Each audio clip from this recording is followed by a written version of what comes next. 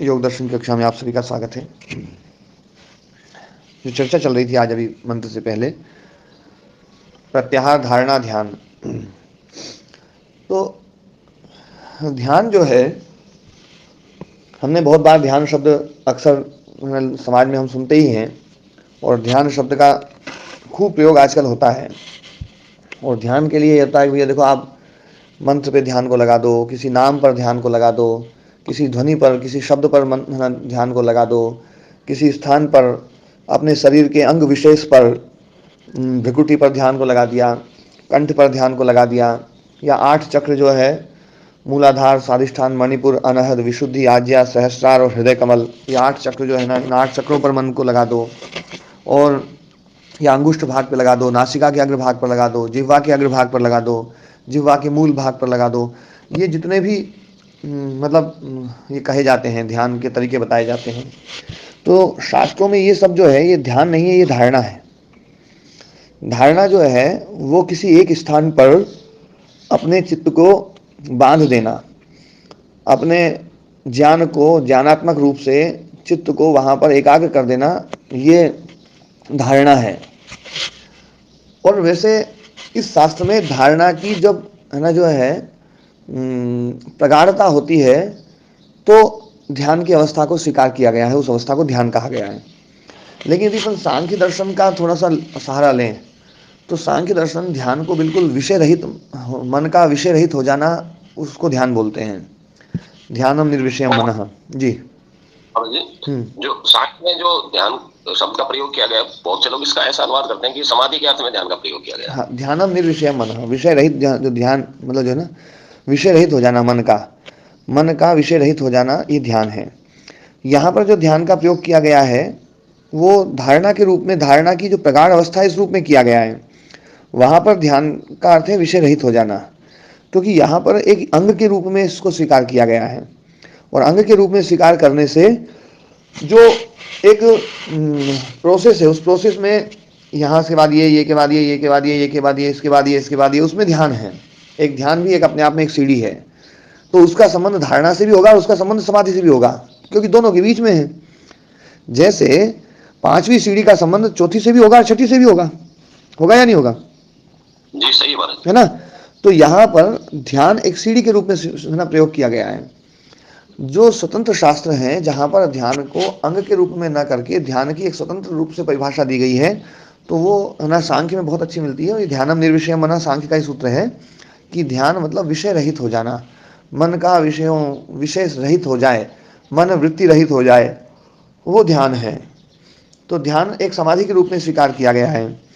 तो ध्यान जो है, क्योंकि हम जब भी विषय का चिंतन करते हैं, आपने कई बार देखा होगा, जैसे कई लोग बोलते हैं, बोले देखो यहाँ ध्यान करोगे तो ये लाभ मिलेगा, भृकुटी में ध्यान करोगे तो ध्यान करते करते आपको भीतर जो है वो एकदम से ज्योति जलती हुई दिखाई देगी। और फिर हम ध्यान करते हैं और थोड़ी देर में ज्योति जल जाती है, क्योंकि जैसा हमने सुना है, वैसा भीतर प्रकट होने में ज़्यादा देर नहीं लगती है। बड़े गजब की बात है, बहुत मज़े की बात है कि जैसा हमने सुना वैसा हमारे मन में तत्काल आ जाता है। जैसा हमने आग्रह बनाया, वैसी चीज़ घटित होने में ज़्यादा देर नहीं लगेगी। किसी ने यदि ज्योति के बारे में सुना है तो उसको ज्योति दिखाई देगी। किसी ने सुना है कि भृकुटी पे ध्यान करने से भीतर जो है जगदम्बा दिखाई देगी, तो उसको थोड़ी देर बाद जगदम्बा दिखाई देने लग जाएगी, उसको ज्योति दिखाई नहीं देगी। किसी को सुनाया गया कि भैया भीतर जो है ना भृकुटी पे ध्यान लगाओगे तो भीतर आपको शिव जी दिखाई देंगे, तो थोड़ी देर बाद उसको शिव जी दिखाई देने लगते हैं। किसी को पार्वती जी दिखाई देगी, किसी को राम जी दिखाई देंगे, किसी को जो है ना वहाँ पर सूर्य दिखाई देता है। और बोले करोड़ों सूर्यों से भी ज़्यादा सूर्य का प्रकाश जो है ना, तो जितना वो प्रकाश बढ़ा सकता है, हाँ, जितना वो प्रकाश बढ़ा सकता है, मतलब उसकी मन की कल्पना जो है, उसके मन के घोड़े जितने वो दौड़ा सकता है उतने वो दौड़ा लेता है। तो ध्यान जो है ना उस ढंग से चलने लगता है। पर इन सब चीज़ों का ध्यान से ज़्यादा मतलब नहीं है। हम इसको ध्यान मानते हैं, वस्तुतः ये आग्रह है, और उस आग्रह के आधार पर आपको चीज़ उपलब्ध हो गई है और आप ये समझने लगे हैं कि वास्तव में कुछ मिल गया है। मैंने बहुत पहले कहानी सुनाई थी, मैं आज फिर सुनाता हूँ। एक राजकुमारी जो है, एक नई युवती, राजकुमारी भी क्या, एक युवती जो है ना, वो सपना देख रही है और सपने में वो राजकुमारी बनी हुई है। और है ना राजकुमारी बनी हुई, उधर से कोई एक है ना जो ना उसके सपने में एक राजकुमार जो है घोड़ा दौड़ाते हुए आया। अब घोड़ा दौड़ाते हुए आया तो अब सपने का घोड़ा है तो घोड़ा भी बहुत सुंदर और बिल्कुल एकदम जो रंग चाहिए घोड़े का वैसा ही रंग घोड़े का, क्योंकि सपने का घोड़ा है। ऐसा घोड़ा हो तो फिर तो घोड़े में कोई कमी हो जाएगी। सपने का घोड़े में कोई कमी नहीं होगी, क्योंकि जैसा सोचोगे वैसा घोड़ा बनेगा। तो सपने का घोड़ा है, बहुत सुंदर घोड़ा है। और राजकुमार उससे भी ज्यादा सुंदर है। राजकुमार तो गजब का ही सुंदर है। जितनी लंबाई चाहिए, जैसा रंग चाहिए, जैसा रूप चाहिए, जैसा बदन चाहिए, गठीला बदन, और जैसे बाल चाहिए, बाल भी बिल्कुल बढ़िया घुंघराले काले बाल, जैसे गाल चाहिए, जैसी नाक चाहिए, जैसी आंखों की बनावट चाहिए, सब बिल्कुल एकदम। राजकुमारी तो बिल्कुल एकदम फिदा हो गई। तो वो जो है ना क्या गजब का जो ना राजकुमार आया, राजकुमारी के पास में उसने घोड़े को रोका, हाथ दिया, राजकुमारी ने हाथ पकड़ा, राजकुमार ने उसको घोड़े पे खींच लिया ऊपर और चल दिए। अब चल दिए तो राजकुमारी बहुत देर तक बहुत प्रसन्न हुई, बहुत खुश हुई, बहुत ना उसको तो बहुत ही अलग ही रोमांच हो रहा था। पर चलते गए चलते गए चलते गए चलते गए, जब बहुत दूर चल दिए तो राजकुमारी ने धीरे से प्रश्न पूछा, बोले मुझे कहाँ ले जा रहे हो? तो राजकुमार ने कहा, बोले पगली सपना तेरा है, तू ले जा रही मुझे, मैं कहाँ ले जा रहा हूँ तेरे को। बात समझ में बात समझ में आई?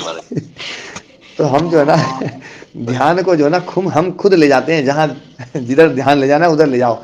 ध्यान हमें नहीं ले जाता है, क्योंकि हमने पहले ही आग्रह बना रखे हैं कि ध्यान में यही होना है। तो ध्यान में यही होना है, तो ध्यान में जो जो आपने आग्रह बना लिए वैसा वैसा हो जाता है।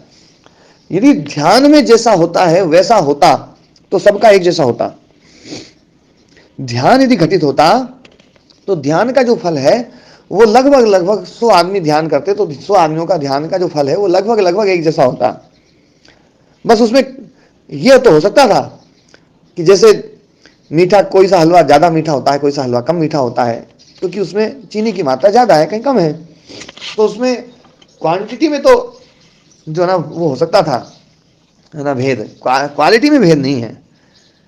क्वालिटी तो जो ना वैसी की वैसी है। हाँ, क्वांटिटी में जो है ना कि ध्यान की मात्रा कहीं पर ज़्यादा है, कहीं ध्यान की मात्रा कम है, ये तो हो सकता था। लेकिन अभी हम देखते हैं समाज में तो जिसने जो सुन रखा है उसको वो दिखाई देने लगता है।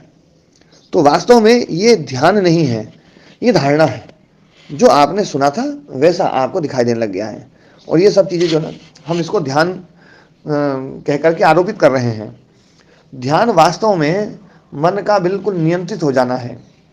और आप भी जब ध्यान करें तो आग्रह रहित होकर के मन को बिल्कुल निर्विषय करके देखें आप। फिर भीतर जो दिखेगा ना उसको देखो। जो आपने सोचा है उसको हटा दो। जो आपने सोचा है, ज्योति के बारे में सोचा, प्रकाश के बारे में सोचा, और कुछ बारे में सोचा, सब हटा देना। फिर कुछ दिखेगा। वो जो दिखेगा ना उसको आप कल शेयर करना भले, या कल सुबह सुबह आप लोग ध्यान करना, कोशिश करना मन को बिल्कुल एकदम विषय रहित कर देना। और मन को विषय रहित करने से पहले थोड़े से प्राणायाम करना, और प्राणायाम के बाद में कुछ देर ओम का जप करना। ओम के जप के ऊपर अपने मन को जो ना थोड़ी देर के लिए है ना जो है एकाग्र करना। धारणा में जो है ना जप भी बहुत कारगर होता है। सांसों के ऊपर मन को लगा देना, ये भी बहुत कारगर होता है। और उसके बाद में फिर जो है कुछ मिनटों के लिए आप एकदम से संकल्प ना सहित संकल्प करके कि भैया मुझे अपने मन को कुछ देर के लिए बिल्कुल निर्विचार बनाना है। चित्त को बिल्कुल निर्विचार, कोई विचार ना उठे, कोई वृत्ति ना उठे। बड़े प्रयत्न पूर्वक आपको जो ना वृत्तियां उठेंगी, बहुत सारी चीजें मन में आएंगी, एकदम बिल्कुल विचार रहित होना है। जब विचार रहित होगे, भीतर कुछ दिखेगा, आप उसके बारे में सोचने लगोगे तो फिर वो गड़बड़ हो जाएगा। बिल्कुल नहीं सोचना है।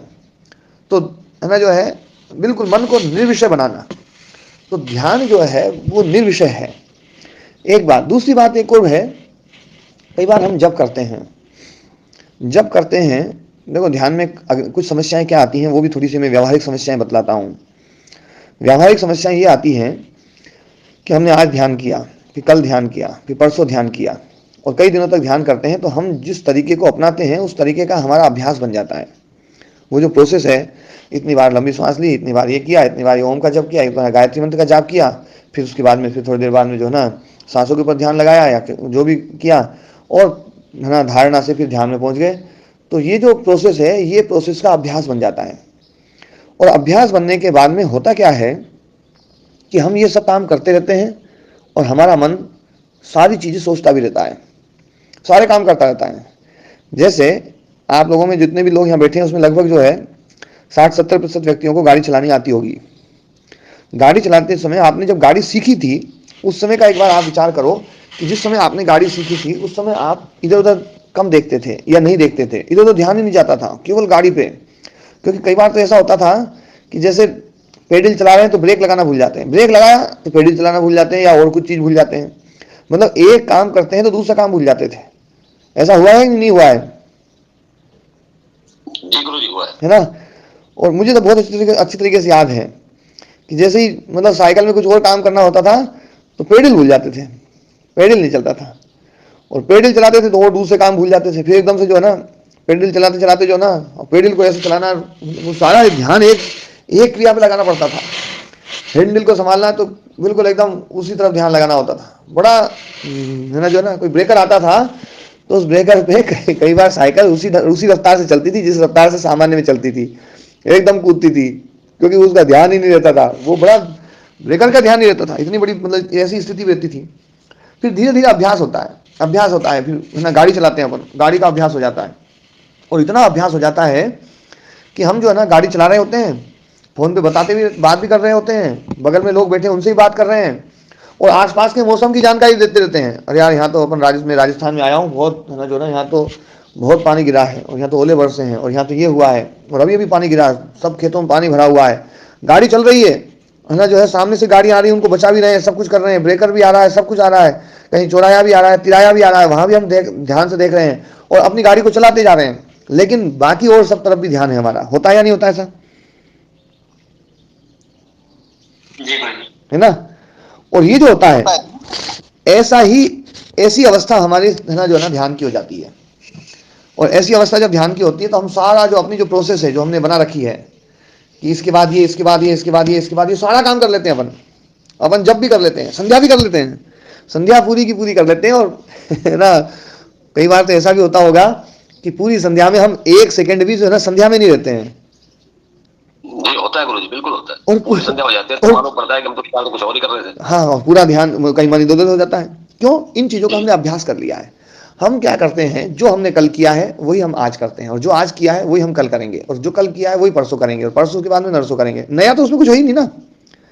आप कभी ध्यान में बैठे तो आपको ऐसा लगेगा भैया कल से यात्रा जहां खत्म करी थी वहां से शुरू करेंगे, उससे आगे की यात्रा है, उससे आगे की प्रोसेस है, आज पता नहीं क्या होगा।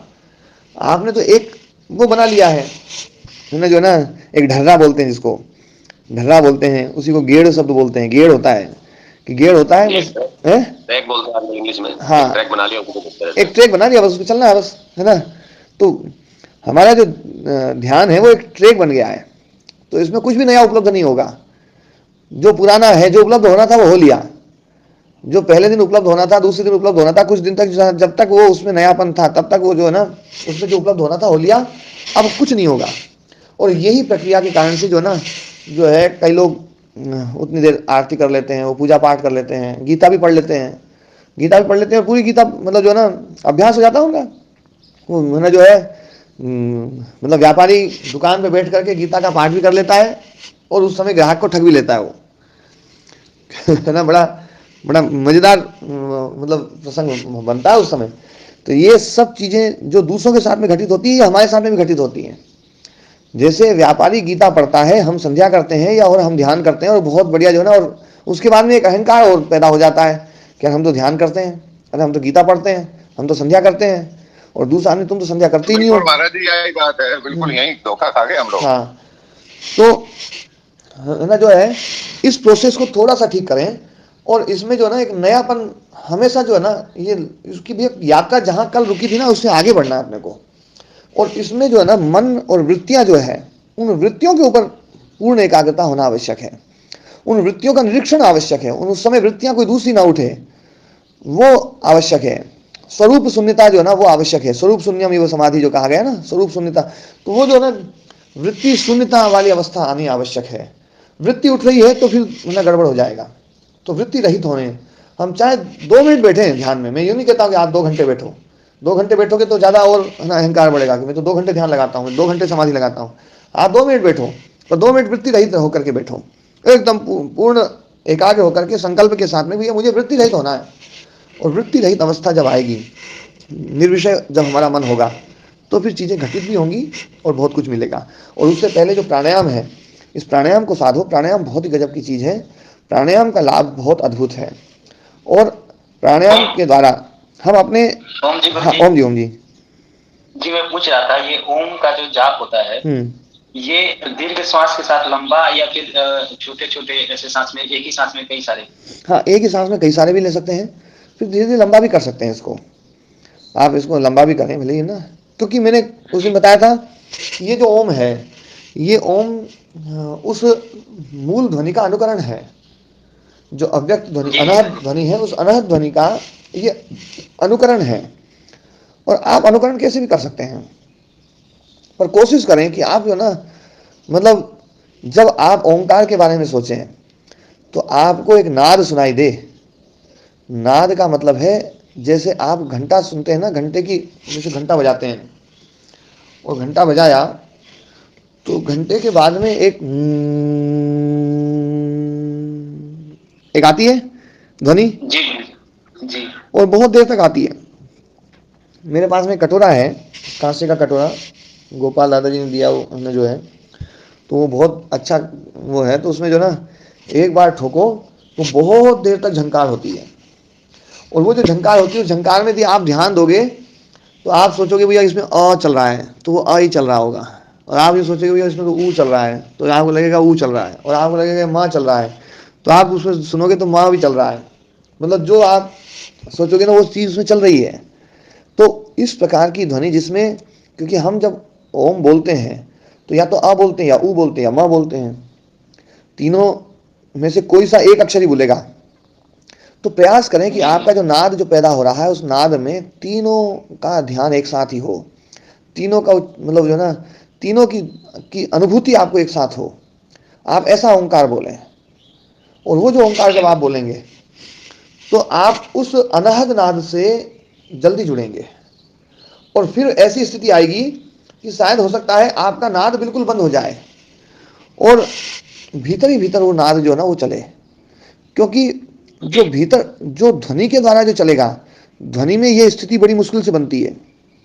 ध्वनि में तो आ निकलेगा, या ऊ निकलेगा, या माँ निकलेगा, है ना।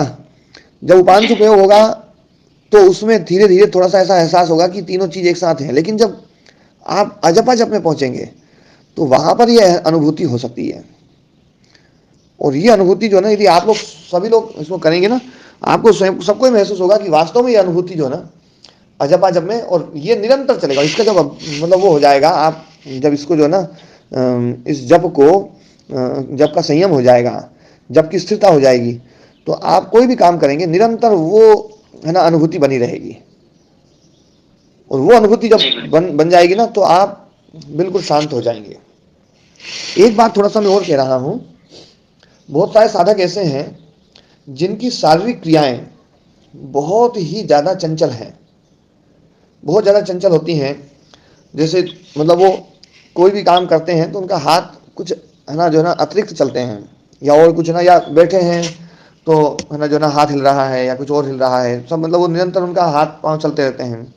जैसे वाणी के स्तर पर कोई बहुत लोग जो है ना ऐसे होते हैं जो अपनी वाणी को रोक नहीं पाते हैं। ऐसा देखा होगा कि वाणी जैसे ही कोई प्रसंग आया और फट से वो तो उनको तो बस यार बोलना है अपने को, तो वो बोलते ही हैं, है ना। तो वाणी में जैसे रोकना उनको कठिन होता है, वैसे कई बार शरीर की क्रियाओं को भी रोकना कठिन होता है। तो आप यदि प्राणायाम करेंगे और इन क्रियाओं पर ध्यान देंगे तो आप निरंतर जब प्राणायाम का अभ्यास होता जाएगा तो ये क्रियाएं धीरे धीरे धीरे धीरे आपकी जो ना धीरे धीरे कम हो जाएंगी। और जो है जब ये क्रियाएं जो चंचलता है, शरीर की चंचलता जब धीरे धीरे ना कम होगी, जैसे बालक में एक चंचलता होती है, तो बालक में एक चंचलता होती है, उसका शरीर भी चंचल होता है, तो शरीर के साथ में मन भी चंचल हो जाता है। जैसे जैसे हम शरीर को शांत करते हैं, स्थिर करते हैं, तो वैसे वैसे हमारा मन भी शांत होता है। ये जो आसन की बात कही गई है ना, कि आसन की बात, आसन जो है तो स्थिर सुखम आसनम, आप आसन में जब बैठे तभी आसन ना हो, आप 24 घंटे आपका शरीर जो ना आसन की अवस्था में रहे, अनावश्यक क्रिया कोई भी ना हो। आपका हाथ भी हिले तो कोई आवश्यक हो तो हिले, नहीं तो ज़्यादा हिलाने की जरूरत नहीं है। और बहुत है ना जो है ना, ये जब अभ्यास करेंगे तो मन और ज़्यादा शांत होगा। और इसमें प्राणायाम बहुत सहायक है, आसन के साथ में प्राणायाम बहुत सहायक है। और ये प्राणायाम जो है ना शरीर की चंचलता को कम कर देगा। ये जो कहा गया ना, धारणासु च योगिता मनसः, धारणासु च योगिता मनसः, प्राणायाम के द्वारा जब हमारे मन की और शरीर की चंचलता जब रुकती है तो फिर धारणा स्थिर होती है।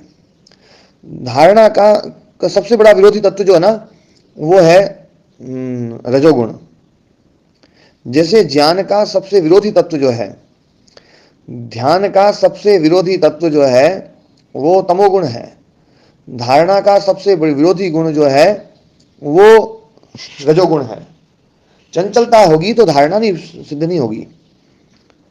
इसलिए चंचलता को दूर करना है, इसलिए पहले प्रत्याहार को लिया है, धारणा से पहले प्रत्याहार को लिया है। तो प्रत्याहार जो है वो चंचलता को रोकेगा, और प्रत्याहार से भी ज्यादा महत्वपूर्ण प्राणायाम है, क्योंकि प्राणायाम जो है ना वो शरीर की चंचलता को रोक देता है। शरीर जब शांत हो जाता है तो मन फिर शांत होने लगता है। इसलिए आप किसी भी महापुरुष के जीवन को पढ़ेंगे, महर्षि स्वामी दयानंद सरस्वती जी के जीवन को आप लोग पढ़ो तो ये पता चलेगा प्राणायाम के ऊपर बार बार जोर देते हैं। आप स्मृति ग्रंथों को पढ़ करके देखो, उसमें भी प्राणायाम के ऊपर बहुत ज़्यादा जोर है। तो ये मैंने क्रिया बताई है, इस क्रिया पर आप थोड़ा सा अभ्यास करें, और प्रातःकाल उठ करके है ना जो है ना इन चीज़ों का थोड़ा सा अभ्यास करेंगे तो निश्चित रूप से जो है ना आपको लाभ मिलेगा। हाँ, इसमें अभ्यास करते समय थोड़ा सा ध्यान दें कि उस समय जो है ना आप निद्रा के वशीभूत ना हो, है ना। जो मन के जो विक्षेप बताए हैं, व्याधि, स्त्यान, संशय, प्रमाद, आलस्य, अविरति, भ्रांति दर्शन, अलब्ध भूमिकत्व, अनवस्थितत्व, ये चित्त के विक्षेप बताए हैं। तो इन चित्त विक्षेपों से मुक्त होकर के आपको करना पड़ेगा। यदि आप आलस्य में हैं, निद्रा में हैं, या किसी व्याधि में हैं, किसी उसमें हैं, तो है ना चित्त इतनी जल्दी शांत नहीं होगा। इसलिए हाँ, पूर्ण एकाग्र होकर के, आलस्य को बिल्कुल छोड़ करके, निद्रा आ रही हो या कुछ और ऐसी चीज हो, आपके शरीर में आदि व्याधि हो, उसका भी इलाज करा करके बढ़िया तरीके से, और फिर इसका अभ्यास करें आप, तो ज़्यादा अच्छे से इसमें सिद्धि होगी। ठीक है देवदत्त जी? ओम स्वामी जी। हाँ ओम जी। स्वामी जी, आपने बताया कि ध्यान जो है वो निर्विषय मन का करना होता है, तो महाराज जी को हम ये निर्विषय तो प्रयत्न साध्य नहीं है ना जी, क्योंकि प्रयत्न जब तक हम कुछ विचार करेंगे तब तक तो निर्विषय हो नहीं सकता। देखो ये ना विचार करना एक प्रकार का प्रयत्न है, तो थोड़ा इसको स्पष्ट कीजिए महाराज। हाँ, ये वास्तव में प्रयत्न साध्य चीज है, इसमें बड़ा प्रयत्न करना पड़ेगा आपको, क्योंकि संस्कार को जो रोकना है, संस्कार के कारण से वृत्ति उठती है, और संस्कार के कारण से वृत्तियां उठती हैं। वृत्तियों के बाद में आगे हम कर्म नहीं कर रहे हैं, एक अलग बात है।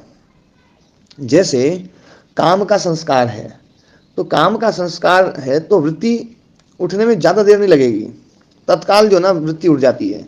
हाँ, हमारा शरीर उसमें प्रवृत्त जो है ना वो आसपास की परिस्थितियों को देख दाख करके और फिर उसके बाद में प्रवृत्त होता है, लेकिन है ना जो है भीतर तो वृत्तियां तत्काल उठती हैं। तो उन वृत्तियों को जो रोकना है ना वो प्रयत्न साध्य है। वृत्तियों को रोकना जो है ना, मतलब देखो, एक तो वृत्ति को रोकना, वृत्तियों को हटाना, और एक जहां वृत्ति नहीं है वहां पहुंच जाना। तो ध्यान में होगा क्या? थोड़ा स्पष्ट कीजिए महाराज, समझ नहीं आ रहा। मतलब हम दो जगह बना ले ऐसी कि भैया जो ना चित्त को जो ना वृत्ति रहित अवस्था है ना भूमि में हमने पहुंचा दिया। दो चित्त की अवस्थाएं हैं, एक वृत्ति रहित अवस्था, एक वृत्ति वाली अवस्था है। तो वृत्ति वाली अवस्था, यहाँ तो वृत्तियों को हटाना पड़ेगा। तो अपन चित्त को ऐसी जगह ले जाए जहाँ वृत्ति नहीं है, तो हटाने की झंझट खत्म हो जाएगी। वृत्ति नहीं होना ये तो एक प्रकार से असंप्रज्ञात समाधि वाली स्थिति होगी, और अभी तो हम संप्रज्ञात में भी नहीं पहुंचे, अभी तो ध्यान की बात कर रहे हैं। अभी इसी पे चर्चा मैं करूंगा, पर मैं अभी आपने जो प्रश्न किया ना उस प्रश्न पर जो ना आप थोड़ा सा फिर से वापस आइए कि वृत्ति रहित होना ये क्या प्रयत्न साध्य है या बिना प्रयत्न के? तो क्योंकि वृत्ति ना, वृत्ति में तो प्रयत्न दिखाई दे रहा है कि वृत्ति पैदा कर रहे हैं हम, वृत्ति को छोड़ने में क्या प्रयत्न है? मैं उस बात को भी है ना उस विषय पर चल रहा हूँ। तो हम जो है आपको वृत्ति को छोड़ने के लिए जो विचार है कि मैं वृत्ति को छोड़ूंगा, मैं वृत्ति को छोड़ने का प्रयास करूंगा, ये भी तो एक वृत्ति बन जाएगी। हाँ, ये एक प्रयत्न है, लेकिन ये जो प्रयत्न है ये प्रयत्न क्या होगा? अक्लिष्ट वृत्तियों को क्लिष्ट वृत्तियों को अक्लिष्ट वृत्ति पहले हटाएंगी। आप कहीं पर भी प्रोसेस को देखेंगे तो प्रोसेस में यही है कि संप्रज्ञात समाधि के संस्कार उन संस्कारों को नष्ट करते हैं, है ना। संप्रज्ञात समाधि जो है वो समाधि में वो जो व्युत्थान वृत्तियां थी वो वित्थान वृत्तियों को हटाया जाता है इस वृत्ति के द्वारा, एकाग्र वृत्ति के द्वारा। और फिर ये संस्कार जो ना हमें असंप्रज्ञात समाधि की ओर बढ़ाते हैं। प्रोसेस है, देखो आप सीधा है ना यूं नहीं भैया असंप्रज्ञात समाधि में पहुंच गए, कोई बिना प्रयत्न के संभव नहीं है। वहां बहुत तगड़ा प्रयत्न है। वृत्तियों को हटाना बड़ा कठिन काम है, बहुत प्रयत्न साध्य है। मैं ये कहना चाह रहा हूं कि ऐसा नहीं है कि आप चित्त को उठा करके ऐसी जगह रख दें जहां वृत्तियां नहीं है। ऐसा संभव नहीं है कि अपन तो उस जगह पहुंच गए भैया, कहना अब तो यहाँ तो कोई वृत्ति नहीं। जैसे अपन कहीं पर काम था, किसी आश्रम में बहुत ज्यादा काम है, अपन गए, बोले भैया यहाँ छोड़ो, ऐसे आश्रम में पहुंच जाओ जहाँ कोई काम नहीं है। यहाँ ऐसा नहीं है मामला कि चित्त को उठा करके ऐसी जगह रख दिया वहां वृत्ति नहीं उठे, और फिर जब वृत्तियों को उठाना है तो वहां से उठा के वापस इधर ले आए। ऐसी स्थिति नहीं है। जहां पर आप हैं वहां वृत्तियां हैं, बस वृत्तियों को हटाना है। वृत्तियों को हटाना पड़ेगा, तब आप निर्विषय बनेंगे, वृत्ति रहित बनेंगे। तो विषयों को हटाना ये बड़ा कठिन काम है, असंभव तो नहीं है। तो एक एक वृत्ति हटानी पड़ेगी आपको, अपने मन को बार बार देखना पड़ेगा। मैं जो कह रहा हूं ना कि प्रयत्न साध्य जो ना, हर दिन आपको नया देखना पड़ेगा कि मेरे मन में और क्या क्या वृत्तियां उठ रही हैं। जो वृत्तियां उठ रही हैं इसका मतलब उसका संस्कार अभी दबा हुआ है, उस संस्कार को धोना है। उस संस्कार के विरोधी चीज़ों को, जैसे उस दिन संस्कार के ऊपर काफ़ी चर्चा चली थी कि संस्कार को मिटाया जा सकता है और किस प्रकार से मिटाया जा सकता है। तो बड़े मौके आते हैं जब हमारे भीतर जो ना हमें काम का अवसर मिला, क्रोध का अवसर मिला, लोभ का अवसर मिला, और उस समय हम अपने मन को रोकें और अपने मन को बिल्कुल नियंत्रित कर लें और अपने मन को उस तरफ जाने ना दें, तो धीरे धीरे ऐसे अवसरों के द्वारा हम अपने भीतर के संस्कार को हटा सकते हैं। लेकिन जब तक नहीं हटे हैं तो हम अब उन संस्कारों की बजाय उनके विरोधी संस्कार जो है, प्रतिद्वंदी संस्कार जो है, उन संस्कारों को जागृत करें। काम की बजाय हमारे भीतर संयम के संस्कार भी हैं, उन संयम के संस्कारों को जागृत करें और उसके द्वारा जो ना काम को तत्काल रोकें, उस संस्कार को रोकें। लोभ का संस्कार आया, तत्काल वृत्ति उठेगी लोभ की, तो लोभ की वृत्ति उठेगी, तत्काल जो ना अलोभ वृत्ति में पहुंचे हम, तत्काल जो ना लोभ के संस्कार को अलोभ के संस्कार के द्वारा दबाएं। और ये निरंतर साधना करनी पड़ेगी, तब जाकर के जो ना, ये मतलब यूं नहीं है कि बैठे अपन ओम का जप किया है ना, जो है शुरू हो गया गायत्री मंत्र, आचमन मंत्र और ये है ना जो ना हिंदी स्पर्श मंत्र है ना करते हुए, और आपने संध्या कर ली, और संध्या करके फिर दूसरे को बोलना, बोले भैया यार तुमने तो संध्या ही नहीं करी, तुम्हें तो गूढ़ रहस्य नहीं मिलेगा, और है ना जो ना हमने संध्या कर ली है। और ये सब चीज़ें जो है ना मतलब एक अभ्यास बन गया, मन में वैसे के वैसे संस्कार चल रहे हैं, वैसी की वैसी वृत्तियाँ चल रही हैं, उसका कोई लाभ नहीं है। तो महाराज जी इसका ऐसा तात्पर्य लगाएं कि व्यवहार काल में जब तक हम इस पर काम नहीं करेंगे तब तक हम ध्यान काल में कुछ नहीं कर पाएंगे। हाँ, अपनी वृत्तियों को हमें रोकना पड़ेगा। आप यदि 1 घंटे ध्यान में बैठते हैं, आधे घंटे ध्यान में बैठते हैं, 15 मिनट ध्यान में बैठते हैं, वो 15 मिनट आपको बताएगा कि पिछले ना जो ना कुछ महीनों में आपका मन जो ना किस किस तरफ जा रहा है, और वो जो मन किस किस तरफ जा रहा है, जैसे मैं जैसे एकांत में बैठूंगा तो तत्काल मुझे नक्शा दिखने लग जाता है ना, मन की भैया नक्शे वाली फाइल अभी नहीं, अभी वो बाद में आएगी। लेकिन जो पिछले जो काम है वो काम तो फट आएंगे ना। मानी महाराज जी ध्यान काल एक प्रकार से जब तक साधना ठीक से नहीं सज जाती तब तक ध्यान काल एक प्रकार से व्यवहार काल का आईना है, व्यवहार काल का एक शॉर्टकट है। बिल्कुल। तो है ना जो है हम बिल्कुल उस समय जो है ना आपने उस दिन भर की जो क्रियाएं हैं उनको भी रोक दें, हम उन सब चीज़ों का स्मरण हम बिल्कुल हटाएं। बड़ा प्रयत्न साध्य है और विषय रहित हो जाए। और आप एक बार इस चीज़ में थोड़ा सा करके देखो सभी, फिर जो अनुभव हो अनुभव बताना, फिर उस पर फिर चर्चा करेंगे अपन, जी महाराज, है ना। पर ये प्रोसेस इसमें ऐसे बढ़ना पड़ेगा। हाँ जी प्रदीप जी। स्वामी जी मैं ये निवेदन कर रहा था स्वामी जी कि ऐसे मैं तो जब ये करता हूँ ना वो मंत्र का जप भी बाधक होता है, सब कुछ ही छूट जाता है। जो ध्वनि की जिसकी आप बात कर रहे हैं वो एक तार चलती है और उस ध्वनि में मन ही विलीन हो जाता है। यानी कुछ भी बोलने का, सोचने का, कुछ भी, वो तो ऐसा लगता है कि ये भी बाधा हो रही है। मतलब वो ओम जपते जपते ओम छूट जाता है स्वामी जी। बिल्कुल ये बात यथार्थ है ना। एक कहानी में कल सुनाया था किसी को, एक बड़ी अच्छी कहानी है ना, चुन्नीलाल जी को सुनाई थी, तो मैं फिर से सुनाता हूँ एक कहानी जो है। एक किसी संत ने जो है ना, किसी गुरु ने अपने शिष्य को ध्यान के बारे में बता दिया। अब वो चुन्नीलाल जी को सुनाई थी, किसी और को सुनाई थी, तो है ना जो है अब वो ध्यान के बारे में बता दिया। तो अब गुरु जी तो चले गए। शिष्य जो है ना, जंगल में एक आश्रम था, उसी में वहीं पर गुरु जी रहते थे। तो गुरु जी बोले भैया मैं अब तीर्थ यात्रा पे जाऊंगा, अलग अलग संतों के पास में जाऊंगा, अलग अलग आश्रम में जाऊंगा, हो सकता है 2-4 साल लग जाए, 5 साल लग जाए, 10 साल लग जाए, तो अपने बढ़िया यहाँ ध्यान कर। चेले को बढ़िया काम मिल गया, चेले ने ध्यान शुरू कर दिया। अब ध्यान शुरू कर दिया तो लगभग 15-16 साल बाद जो है ना गुरु जी आए। गुरुजी आए तो, और ध्यान की इतनी महिमा बताते थे गुरुजी बहुत ज़्यादा। तो चेले ने जैसे देखा गुरुजी जो है ना, कहा गुरुजी आ रहे हैं भैया, संदेश आ गया, गुरुजी पहुंचने वाले हैं। चेले ने लगाया पद्मासन और बैठ गया ध्यान में। गुरुजी आए मुझे ध्यान में देखे तो क्या जब मामला बैठेगा। अब वो ध्यान में बैठ गए।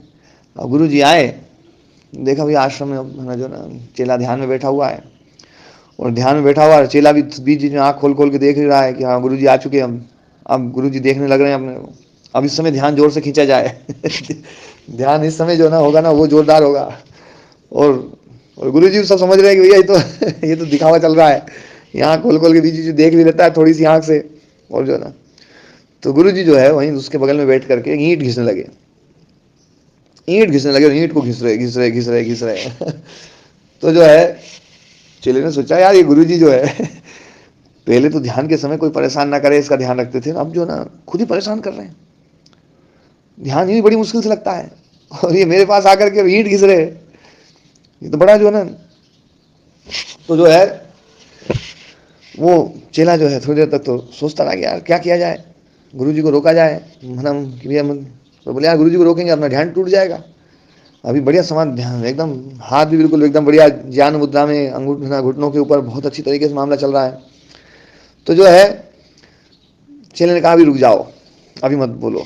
लेकिन गुरुजी को तो है ना जो है ना पता नहीं क्या बहुत सवाल था। गुरुजी ने ईंट को और जोर जोर से रगड़ना शुरू किया, और जोर जोर से रगड़े, और खूब जोर जोर से आवाज आए। और खूब जोर जोर से आवाज आई तो चेले से रुका नहीं गया, एकदम से गुस्सा आया। बोले गुरुजी बोले अकल नहीं है क्या आपने, ध्यान की इतनी महिमा बताई आपने, ध्यान करने वाले आदमी को जो ना परेशान कर रहे हो, यूं बड़ी मुश्किल से ध्यान लगता है और तुम ध्यान जो ना।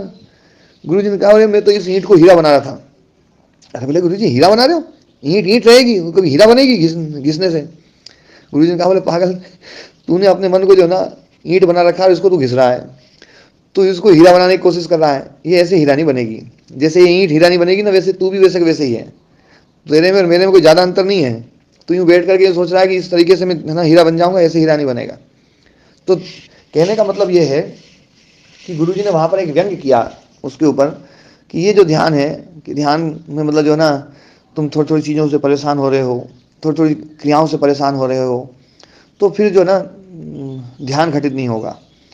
तो ध्यान में ये बात बिल्कुल सही है, जैसे प्रदीप जी ने कहा ना कि हम जो ना बिल्कुल एकदम हमारे मन में कोई भी क्रिया जो ना, यहाँ तक कि जो ना कोई जप चल रहा है या कोई वो चल रहा है, वो भी जो ना बाधक होता है, तो वो चीज़ें तो रुक जाएंगी। आपका मन, आपका शरीर, आपका वो बिल्कुल शांत हो जाएगा। और जो बाहर की जो क्रियाएं हैं, बाहर की जो ध्वनियाँ हैं, बाहर की ध्वनियाँ भी आपको बिल्कुल प्रभावित नहीं करेंगी।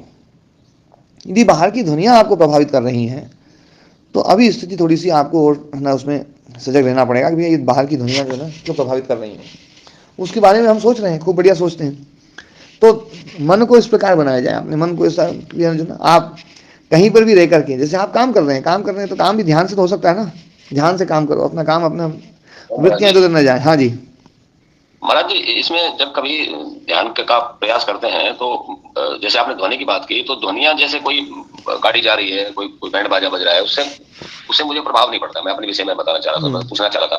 परंतु जो कोई व्यक्ति यदि बोलता है तो उससे ध्यान मतलब तुरंत उसकी बातों की तरफ ध्यान जाता है और एक तरह से मतलब क्रोध जैसा आता है कि ये व्यक्ति यहाँ से किसी तरह हट जाए। कैसी स्थिति महाराज जी? देखो, कामी आदमी जो है ना, जब अपने इष्ट के बारे में सोचता है, चाहे वो पुरुष हो चाहे वो स्त्री हो, तो उसको कोई और ध्वनि नहीं सुनाई देती है, और कुछ नहीं सुनाई देता। उपदेश कोई दे वो नहीं सुनाई देता है, सब कुछ नहीं सुनाई देता है। कितना उसकी एकाग्रता बन जाती है अपने उसके प्रति, है ना। और हम है कैसे हैं जो ना जिनमें ये शब्द सब परेशान करते हैं। तो ये तो है ना, जब कामी जो है इतना ध्यान लगा सकता है। जी नहीं महाराज, मैं ये प्रश्न कर रहा था कि जो निरर्थक ध्वनियां है ना, वो चाहे जितनी मर्जी तेज हो, चाहे वो पटाखे छोड़े, मुझे तो कुछ भी मतलब अंतर नहीं पड़ता। परंतु कोई सार्थक कोई बात करे, कोई व्यक्ति बोल रहा हो जिसका कोई अर्थ हो, कोई जैसे कोई भजन गा रहा हो, तो उससे भी मुझे डिस्टर्बेंस होता है। ये क्या महाराज? हाँ, ये जो ना प्रत्याहार की कमी है। ये इसमें प्रत्याहार जो अभी आएगा ना, कि प्रत्याहार क्या है, तो मैंने प्रत्याहार जो है ना इंद्रियों के विषयों से इंद्रियों को अलग कर लेना, इंद्रियों के विषयों से इंद्रियों को अलग कर लेना, ये प्रत्याहार है। और है ना स्विषया संप्रयोगे चित्तस्य स्वरूपानुकार इव इंद्रियाणाम प्रत्याहारः, ये सूत्र है ना, कल इसी को पढ़ेंगे। तो जो स्विषय हैं, स्विषय किनके? इंद्रियों के, अपने अपने विषय, रस है ना, रूप है, शब्द है, स्पर्श है, गंध है, तो वो जो ना वो विषयों से इंद्रियों को बिल्कुल अलग करना। अब अपन क्या है, जैसे जीवा इंद्रिय है बिल्कुल अलग है, क्यों? क्योंकि वो अलग इसलिए है क्योंकि अभी कोई रस आया ही नहीं है। त्वचा बिल्कुल अलग है क्योंकि स्पर्श नहीं आया है ना। नासिका बिल्कुल अलग है क्योंकि गंध नहीं आई है। लेकिन कर्णेंद्रिय अलग नहीं होती क्योंकि ध्वनियां तो आ रही है। तो पता तो उसी से चलता है कि आपकी इंद्रियां उन विषयों से अलग हुई है या नहीं हुई है। अर्थात गुरुजी शेष इंद्रियों का तो विषय उपलब्ध नहीं हो रहा, हाँ, उसका तो पता लगेगा नहीं। हाँ, क्योंकि कर्णेंद्रिय को तो उपलब्ध होता ही रहता है। बिल्कुल। यदि आपको कोई ध्वनि परेशान कर रही है ना, तो मैं निश्चित कहता हूं कि यदि ध्यान की अवस्था में ध्यान आप करने बैठे और वहां पर समोसे की खुशबू आने लग जाए, या कचौड़ी की खुशबू आने लग जाए, और गोलगप्पे की खुशबू आने लग जाए, या भोजन की खुशबू आने लग जाए, वो बड़ी परेशान करेगी फिर तो। जी बिल्कुल ठीक है। और कोई स्पर्श आ जाए तो वो भी परेशान करेगा। एक एक चीज आप सोच करके देख लीजिए, इंद्रियों के विषय जो है ना वो परेशान करेंगे। हाँ, प्रारंभिक अवस्थाओं में थोड़ी सी हमें विषयों से अपने आप को हटाना पड़ता है, लेकिन आप अभी थोड़े दिन इसमें इसको पढ़ेंगे ना व्यास मुनि जी को, तो व्यास मुनि जी कहेंगे कि इंद्रिय जय के जो दूसरे तरीके ना वो सब बहुत छोटे हैं। विषयों को हटा करके इंद्रियों को जय करने वाला जो तरीका है वो बहुत गौण है। वास्तव में जब धारणा प्रत्याहार होता है और चित्त जो है ना, चित्त को हम है ना जब एकाग्र कर लेते हैं और इंद्रियों के विषयों से इंद्रियां हट जाती हैं, तो मतलब चित्तरूप हो जाती है। वो जो अवस्था है उसमें इंद्रियों को जीतने के लिए कोई अलग से प्रयास करने की जरूरत नहीं पड़ेगी आपको, है ना। और ये तो आप लोग खुद भी है ना, खुद भी आप लोगों ने अपने जीवन काल में देखा होगा, ऐसे बहुत सारे लोग होते हैं जो भीड़ में पढ़ देते हैं, भीड़ हो रही और ना वो पढ़ाई कर लेते हैं। और कुछ लोग ऐसे होते हैं जिनको जब तक एकांत नहीं मिले जब तक पढ़ाई नहीं होती है। ऐसे देखें? हाँ जी महाराज जी। दोनों प्रकार के लोग देखे होंगे जी महाराज, है ना। क्यों जी चिदानंद जी? हाँ, दोनों प्रकार के लोग देखें नहीं देखें? जी देखें है ना। हाँ, भीड़ में भी बहुत अच्छे से पढ़ाई कर लेते हैं और कईयों को पढ़ाई करने के लिए एकांत चाहिए। ये एक मैंने उदाहरण दिया है पढ़ाई का, विद्या का। ध्यान भी बिल्कुल ऐसा कैसे ही है। तो ध्यान में जब हम भीड़ में अपने चित्त को नहीं रोक पा रहे हैं तो ये समझ लेना है कि अपना जो ध्यान की जो प्रोसेस है ना वो बहुत धीमी है। इसको थोड़ा सा और आगे बढ़ाना पड़ेगा। हमें भीड़ में भी ध्यान लग जाए, कैसी भी स्थिति हो, उन स्थितियों में भी हम अपने मन को एकाग्र कर सकें, अपने चित्त को एकाग्र कर सकें, और विषय सारे उपस्थित हों और सारे विषयों के उपस्थित रहते हुए इंद्रियां विषयों की तरफ न भागे।